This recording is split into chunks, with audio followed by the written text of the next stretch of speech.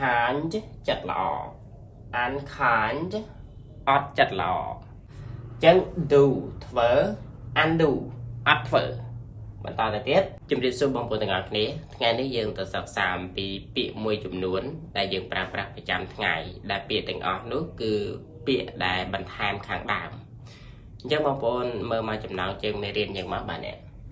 ពាក្យបន្ថែមខាងដើមអញ្ចឹងជាភាសាអង់គ្លេសគេអានថា prefixes ពាក្យថា prefixes ខ្មែរយើងគឺពាក្យបន្ថែមខាងដើមអញ្ចឹងបងប្អូនចង់ដឹងថាពាក្យបន្ថែមខាងដើមនោះយ៉ាងណាឥឡូវបងប្អូនទៅតាមដាននៅក្នុងវីដេអូនេះមួយទាំងអស់គ្នាបាទបងប្អូនមើលពាក្យទី1ពាក្យនេះគឺយើងអានថា like like បងប្អូនបញ្ចេញ like ពេលហ្នឹងគឺយើងប្រើថាចូលចិត្តបាទឧទាហរណ៍ I like him គឺបានន័យថាខ្ញុំចូលចិត្តគាត់បាទតែបងប្អូនមើលមកខាងនេះវិញនេះដែលយើងហៅថាពាក្យបន្ថែមខាងដើមហ្នឹងគឺបន្ថែមបែបនេះគឺយើងបន្ថែម this ហើយភ្ជាប់ជាមួយនឹង like អញ្ចឹងយើងបានតែជា dislike អញ្ចឹងពាក្យថា dislike គឺយើងអត់ប្រែថាចូលចិត្តទៀតទេគឺយើងប្រែថាអត់ចូលចិត្តបាទផ្ទុយពីពាក្យ like ឧទាហរណ៍ I dislike him បានន័យថាខ្ញុំអត់ចូលចិត្តគាត់បាទដូច្នេះពាក្យថាចូលចិត្តគឺ like ពាក្យថាអត់ចូលចិត្តគឺ dislike បាទអញ្ចឹងយើងបន្តទៅទៀតពាក្យនេះមួយទៀតយើងអានថា happy ពាក្យថា happy គឺយើងប្រែថាសប្បាយឬក៏សប្បាយចិត្តអញ្ចឹងពាក្យហ្នឹងបងប្អូនអាន happy ក៏បាន happy ក៏បានឧទាហរណ៍ I am happy បានន័យថាខ្ញុំសប្បាយចិត្តបាទតែបងប្អូនមើលមកខាងនេះនេះយើងបន្ថែម un នៅពីមុខពាក្យ happy មកតែជា unhappy ឬក៏ unhappy គឺយើងប្រែថាអត់សប្បាយចិត្តឬក៏មិនសប្បាយចិត្តឧទាហរណ៍ I am unhappy គឺបានន័យថាខ្ញុំអត់សប្បាយចិត្តបាទដូច្នេះពាក្យថាសប្បាយចិត្តគឺ happy ពាក្យថាអត់សប្បាយចិត្តបងប្អូនគ្រាន់តែបន្ថែម un មកតែជា unhappy ឬក៏ unhappy គឺអត់សប្បាយចិត្តបន្តទៅទៀតពាក្យនេះយើងអានថា agree ខាងដើមនឹង agree ប្រែថាយល់ស្របបាទឧទាហរណ៍ I agree with you ខ្មែរយើងខ្ញុំយល់ស្របជាមួយអ្នកបាទអញ្ចឹងពាក្យ agree គឺប្រែថាយល់ស្របតែយើងមើលមកខាងនេះយើងអានថា disagree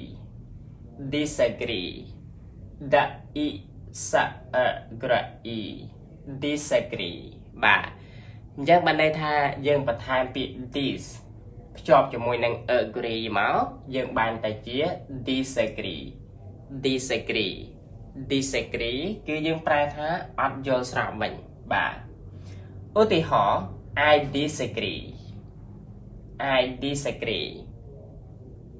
បានន័យថាខ្ញុំអត់យល់ស្របទេបាទអញ្ចឹងបើកាលណាបងប្អូនឮគេនិយាយថា I disagree ខុសពី I agree ខ្ញុំយល់ស្រប I disagree ខ្ញុំអត់យល់ស្របបាទបន្តទៅទៀតពេលនេះយើងអានថា polite L I តែនេះសំឡេង I T នេះយើងលើកចឹងយើងអាន polite ប្រែថាគួរសមបាទឧទាហរណ៍ he is polite បានន័យថាគាត់គួរសមបាទយើងមើលមកខាងនេះ nè bên đây dân an impolite impolite bạn này thay dân bật tham im nè bọn bọn impolite impolite cứ pra tha ắt cua sòng bà nhưng bọn bọn bây giờ he is impolite he is impolite bạn này thá quát ắt cua sòng nè bật tham hàng đàm nó cứ bật tham cho nó muốn nè im cho môi polite tao chỉ impolite đây chứ này biệt thạc của xóm cứ polite đà bèn ắt của xóm impolite tao tự tiết bên ấy dân an thá possible possible tạo lại nhưประกอบbiệt và bạn chắc nhầm nhầmประกอบở vòng bốn bạn chấm pa ọ sa bợ là bợ dân an thá possible possible biệt tháp possible mà những cái bài thá ai từ ruột và ưu tiên họ it's possible cái bài này thá ai từ ruột rồi cái thá bị ai từ ruột và nhưng mà cái này biệt này dân an impossible này dân bài tham im đại một vần dân bật tham im chọc cho môi năng possible đừng máu tại chỉ impossible bạn này thá mình ai tới ruột bà ưu tiên họ it's impossible bạn này thá vì mình ai tới ruột đi bà chẳng ưu tiên họ thà miền là nào mà nè thà là nhịn đi nâng phliêng mình nè tên cái thà it's impossible bạn này thà mình ai tới ruột đi tại bà ai tới ruột it's possible chẳng mà mình tạo tự tiết biển này dân an tha kind chẳng thế khắp I and D nâng tặng bài sao nâng mà buồn lực and kind biển thà kind mà dân cư dân bà thá chất lọ mà buồn chẳng biển kind cái dân bà thá chất lọ ưu tì họ he's kind mỗiประโยคใครนี้บ้านในถากอดจัดหล่อแต่ยังมาขนาดยังประทามอันในทางดามให้จบจะมวย kind ยังบ้านแต่จะ unkind ปลายถาอดจัดหล่อหรือก็มันจัดหล่อจะประการนาบปนหรือเปลี่ยนถา unkind คือบ้านในถาอดจัดหล่ออุติหอhe's unkind bạn này thá quát ắt chặt lọ thế bạn này thá quát mắn chặt lọ thế bà đây chứ này bà vốn nhưng mà kind chặt lọ unkind ắt chặt lọ tạo phần ta là tiết biết đi nhưng an thá honest H nơi hàng đàm nít ngặt nhưng an trầm O sẵn O N I lại nó cứ I S T bao gồm lựa chân những án honest an honest tên một quần đơn xa H nó ngặt đó này bao gồm mình nó nông IPA admin H T để cho nó những án honest cứ dân pra thá smart trọng đã bị lọ ưu tiên họ he's honest mà dân cứ quát smart trọng bà tại nhưng mà khả này nè dân bà tham dishonest tại nhưng bà cọp đã ý sa o na ý nest dân an dishonest bản chân dishonest cứ ban này thá ọt smart trọng bà rồi còn mình smart trọng ưu tì họ he's dishonest bài thá quát ọt smart trọng bà rồi còn thá quát mình smart trọng thế thì cho nên mà bọn lập lì cái này dễ thá be honest bản này thá smart trọng là bà smart trọng xa là phiếp còn họ ấy mùi chẳng hết nè bà bạn tao tới tiết ពេលនេះយើងអានថា do do យើងប្រែថាធ្វើបាទឧទាហរណ៍ I do homework បានន័យថាខ្ញុំធ្វើកិច្ចការផ្ទះបាទអញ្ចឹងពាក្យ do យើងប្រែថាធ្វើតែបងប្អូនមើលមកខាងនេះវិញនេះយើងបន្ថែម an នៅខាងមុខពាក្យ do មកទៅជា undo គឺយើងប្រែថាអត់ធ្វើចឹងបងប្អូនធ្លាប់ឃើញពាក្យហ្នឹងនៅក្នុងទូរស័ព្ទអីចឹងឬក៏នៅក្នុងកុំព្យូទ័រអីចឹងណាគឺ undo ឧទាហរណ៍ please click undo បានន័យថា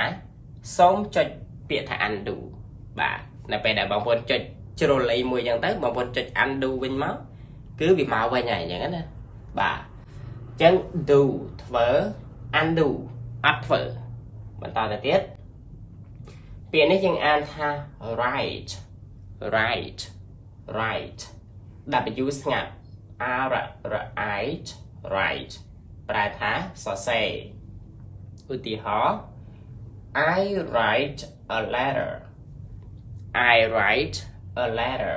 បានន័យថាខ្ញុំសរសេរសម្បត្តិមួយបាទអញ្ចឹងពាក្យ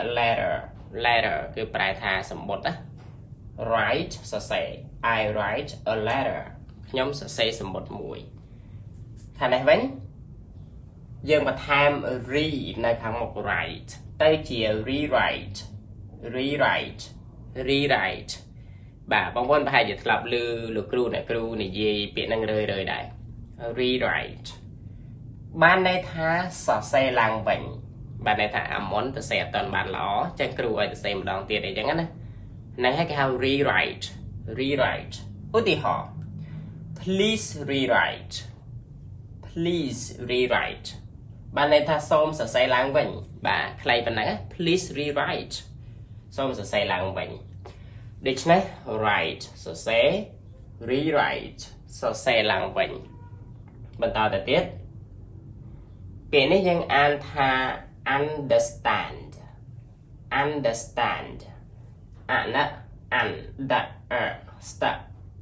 ណា stand ឌីខាងក្រៅលើក understand ខ្មែរយើងគឺប្រែថាយល់បាទឧទាហរណ៍ I understand បានន័យថាខ្ញុំយល់តែខាងនេះវិញយើងបន្ថែម miss